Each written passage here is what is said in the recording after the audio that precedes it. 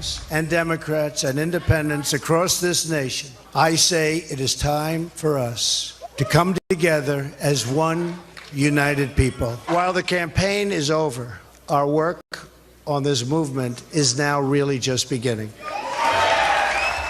And that was President-elect Donald Trump last night after it was announced he will be the 45th President of the United States. Joining us now, best-selling author of the new book Treason, former Speaker of the House, Fox News contributor, big smile on his face, Newt Gingrich. There was a part of me today that really wanted to name names of those Republicans, those... All right, you're going to show yourself the bigger man. But I resisted the temptation to name names, all those people that sabotaged him, were not helpful, did everything to hurt him, and frankly, if they were successful, would be beating people like you and me over the head with a baseball bat and saying, oh, see, they were all wrong the whole time. But I didn't do it. Aren't you proud of me? Right. I'm very proud of you. I think it's a sign of your newfound post-victory maturity. All right. What do you... I mean, go ahead. Let me just say this because we've known each other so long. You and I, along with millions of other Americans, are just beginning one of the great adventures of our lifetime. The 8 years of Donald Trump are going to be among the most extraordinary, creative, inventive, exciting periods in all of American political history, and will, I think, both move America back to being great again, dramatically drain the swamp in Washington, and move our systems into the 21st century to provide much, much better experiences for every American. Now, my only point is, compared to all that, the little whiny, sniveling, negative cowards who were never Trumpers are beneath our paying attention to them. Let them drift off into the ash bin of history while we go ahead and work with Donald Trump and with the House and Senate Republicans to create a dramatically new future.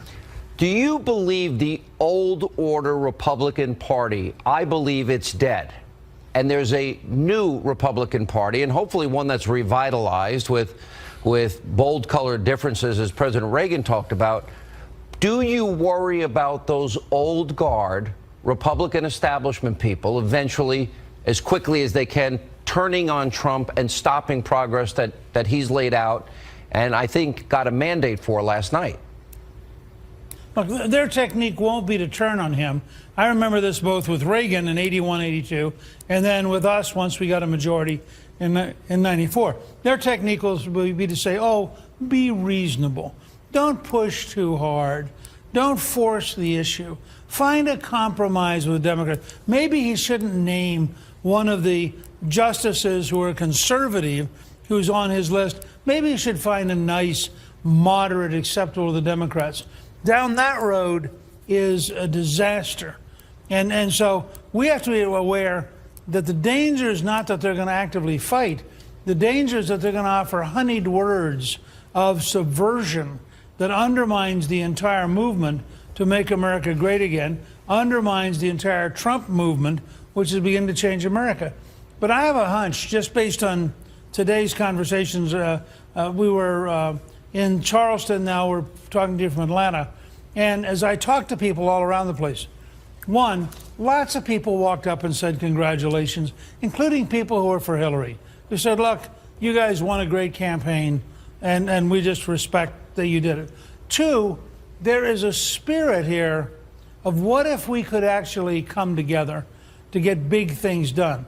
Now, that doesn't mean backing off on anything, but I would suggest to you, for example, that a really dramatic infrastructure program will get at least half the Democrats to sign up for it and be exactly in the job-creating direction that Donald Trump has talked about for a year and a half. So there are ways to build the next 6 months that it becomes a really pretty remarkable majority-building project that sets the stage for greater economic growth, greater take-home pay, on terms that Trump has campaigned on. I want to get to that, and let's go through the order of what you think the agenda ought to be and how he gets there. We'll have more with Speaker Gingrich right after this break. Also tonight, Monica Crowley, Herman Cain, they react to Donald Trump being elected the 45th president of the United States. Former Speaker of the House and Fox News contributor Newt Gingrich is with us. Should the old order, the people... If you remember back in the primaries, the 65% of Republican voters that said they felt betrayed by their own party, does that old order, many of whom were reelected last night, did they deserve to hit the reset button and work with Trump? Or do you think that maybe there needs to be a restructuring? No, I think, first of all, the proof will be in the pudding. And so far, we have great comments from Mitch McConnell, who is the most important single person in the opening 30 or 45 days, because every single cabinet officer has to be approved by the Senate. And if you don't have the active, energetic support of the Senate leader, you ain't getting nothing done, and you're not going to have a cabinet. So I think Trump has got to be close to McConnell. McConnell, of course, has an enormous interest in ending the war against coal. And there are things that Trump can do on the very first day by repealing a variety of executive orders that will make McConnell very happy. So I think that could be a great relationship. Today, as you know, because you and I were emailing about it, Speaker Paul Ryan, speaking in Janesville, his hometown, gave a great ringing endorsement of Trump and said, look, this guy won the nomination in a remarkable way. He won the presidency decisively. He is the leader of our country and the leader of our party. And therefore, we all have an obligation to work with him. And you could not have asked for a more complete commitment to cooperate than you got from Paul Ryan. Now, that doesn't mean that guys who are as smart and as committed as McConnell and Ryan are going to roll over and do everything that, Donald Trump wants, nor, frankly, as conservatives, would we want the legislative branch to not exercise judgment and to not try to help improve legislation and improve ideas. But I'm very encouraged. There are going to be a handful of bitter enders who are saying, oh, I could never work with Trump. There are not going to be many of them, and they're all going to face a primary fight in 2018. There will also be a handful of people who are so pure that they can't be practical and work with Donald Trump. But I think it's a little hard coming out of this election to make the argument back home that you are more for change than Donald Trump, and therefore you can't work with him. So I think the Freedom Caucus types may in fact find themselves working with Trump and Ryan more than they thought they would. Well, that probably Trump would be a good thing if personifies change. Yeah. If they're going to, open up energy independence and education back to the states, build a border wall, lower taxes, get the budget under control, those are all good things. If you were to advise Donald Trump, where does he go from here? How do you build this government? What's first on the agenda? Walk us through. Well, I think he's got to do two or three things in parallel. He has to reach out and create a good working relationship with McConnell and Ryan, because so much of his opening 90 days depends on a team effort. He has to think through, how bold does he want to be? Is he going to bring in a team to manage the federal government, or is he going to bring in a team to change the federal government? Those are very different conditions and have very different teams. Some people are obvious. I mean, you know that Rudy Giuliani is going to have a major role. You know that Senator Sessions is going to have a major role. I mean, these are people so integral to the campaign that they are bound to be close to Trump in a major position. Maybe but Newt for every Gingrich? other job out there, well, maybe in a particular way. But what you really want to think about is, are you bringing somebody in to manage the bureaucracy of the Veterans Administration, or are you bringing somebody in to profoundly change it? Now, those are two very different recruiting jobs. And I think things like that. The other thing I would say is that Trump needs to pick a limited initial set of really big changes that he wants to come in with, that defines the first 6 to 8 or 9 months of his presidency in domestic policy. One of them clearly is a big infrastructure bill. One of them has to be getting control of the southern border. You have a list, I know, that's very compelling and very powerful. And so all of which, by the way, came out of Trump's speeches. So it's not, It's Not a not like we're surprise. suggesting Yeah. new things. But I think that communicated to the team so all the House Republicans and the Senate Republicans understand, look, here's the next 90 or 100 days so they can get in the rhythm of doing that. That could really accelerate progress. I want to thank you, Mr. Speaker. You've been extraordinarily generous with your time, your insight. You put yourself out there on a limb, and I know you worked behind the scenes helping President-elect Trump, and I have a funny feeling you might be around him a lot. Just a guess on my part. I don't know. Good to see you, sir.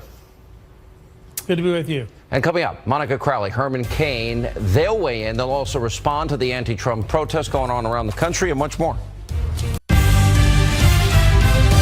And welcome back to Hannity. So tomorrow morning, President-elect Donald Trump will meet with President Obama at his new home. Well, coming in January, the White House, as they begin the transition of power. Joining us now, Fox News contributors Herman Cain, Monica Crowley, both were big Donald Trump supporters, and good for both of you. And you know what? Look, we all took a little heat, didn't we? A little heat, Yes. Sean? We took a lot of heat. In fact, I was the first one a couple of weeks after Donald Trump made his announcement in June of 2015. You were. And I came on this network and I did radio with Don Imus and so many other people, and I said, stop laughing. Do not underestimate him. He can win the whole thing. And I mean, well, and here we are. Donald Trump is the president. Monica Crowley's with her. I don't know what she's smoking, but you know, I still like her. She's a nice girl. Herman, you took some heat too. I did. I went to 3 Donald Trump rallies, introduced him 3 times, and obviously I took some heat, but I didn't care because I wasn't looking at all of the BS that was being thrown at him. And the people who went to the rallies, let me tell you, that was his ground game. Here's what nobody's talked about, Sean. 10,000 people show up for a rally, they're going to tell 10,000 people. That's his ground game. That was his ground game, and it worked. It was unconventional, but it worked. And I got to tell you, those people heard the substance of what he was talking about at those rallies, even though it wasn't reported And by on the the way, nightly Herman, news. And then, or Monica, I'll go to you. And then they posted it on Facebook and Instagram and Twitter. He got more bang for his buck. I think